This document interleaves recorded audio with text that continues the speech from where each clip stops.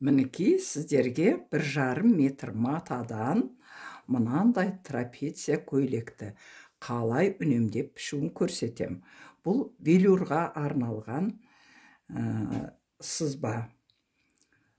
Енді қарап тұрсаңыз, менде бұл матаның мына жерден нерге шейін 1,5 метр. Енді енін көрсетемін. Ені былай қарай алынады.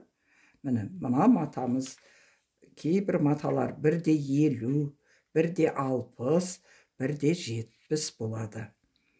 Енді көбісі жаңа осы саннан кетеді. Мінекей, енді біз осы матаны былай бүктейміз. Қарап тұрсаңыз, бүктеп алдық. Енді біз көйлегіміздің ұзындығын салған лекалымызды дайындап алдық. Сол лекалды мына ашық жаққа саламыз. Сөйтіп, мына жерден 1 сантиметрде қалдырамыз. Өйткені, қарап тұрсаңыз, ортасында біздің тігіс қоямыз. Бұл бізде үнемдеп пішу үшін керек. Көріп тұрсаңыз, қандай үнем. Алды, мына жақта болады, бұл бүтін болады. Бүтін аламыз. Мінекей, 1,20-ны салып қойдық. Бүтін жаққа алдын салдым. Арқасын салдым, сол кезде осындай мата қалады. Енді міне жерді қарап тұрсаңыздар, қараңыз, міне жер 18 сантиметр болды ғой, арқасын 20 алдық. Енді мына выточканы тіккен кезде осы жеріміз мына жерге тура келеді. Выточкамыздың ұзындығын мен 14 сантиметр алдым. Сіздерде 14-15 ала бересіздер. Енді көріп тұрсаңыз, мына жерге шейін 19 сантиметр алдым. Өзіңіздің қалауыңыз бойынша алсаңыздар болады. Қатты ашық қысаңыз 20-22 алуға болады. Мен 19 средний ашық алдым. Мінекей үстіп жұмырлап қоссаңыздар, қосқан өте жақсы, түзу қосқаннан көрі. Мені үстіп етек жағы бітті. Біз тек бір жақтама салып отырмыз, велюр болғандықтан. Енді осы жерден 30 сантиметр мата қалып тұр. Ол жерге біз мынандай жеңді салдық. Жеңіміз сол 30 сантиметр жасап отырмын. Бұл шынтақтан сәл төменірек болады. Енді өздеріңіздің қалауыңызша істей бересіздер. Қысқа алсаңыздар да болады, неңіз. Менің мынау кеңдігі 17 сантиметр болған, мынау жартысы. 17-ге мен 2-ні қостым, 18-19 болды, мына жартысы.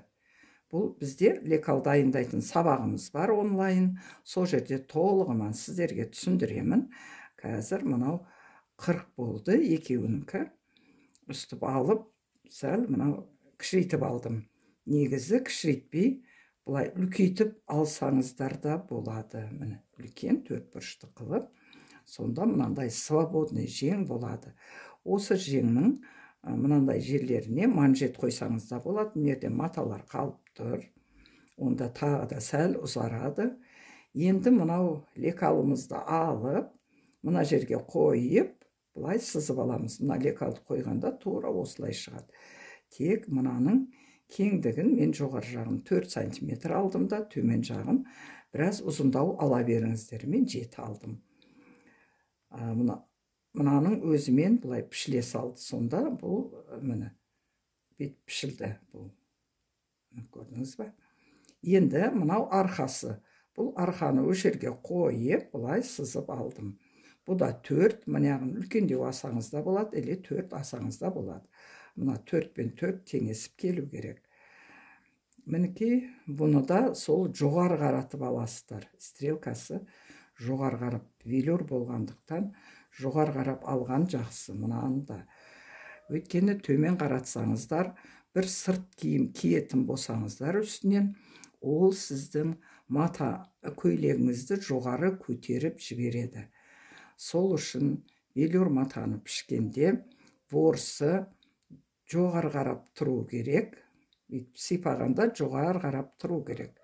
Төмен қарап тұратын болса, оның түсі ақшыл болып көрінеді, әрі ол бізге пайдасыз болып көрінеді. Пайдасы жаңағы жоғары көтеріп кетпеу үшін.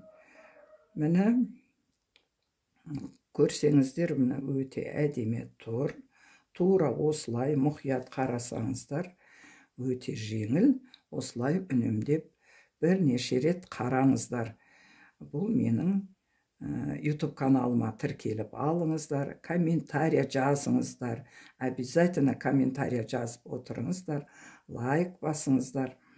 Сіздердің сол комментарияларыңыздың астына қандай сабақ көргіңіз келеді, сол арқылы мен видео түсіріп отырамын, сіздерге жіберіп отырам. Егер сіз подписаться етіп, колокольчикті басып, тіркеліп алған жағдайда сіздерге бүгін мынандай түсірілім жасалынды, көріңіздер деген сообщение келіп тұрады.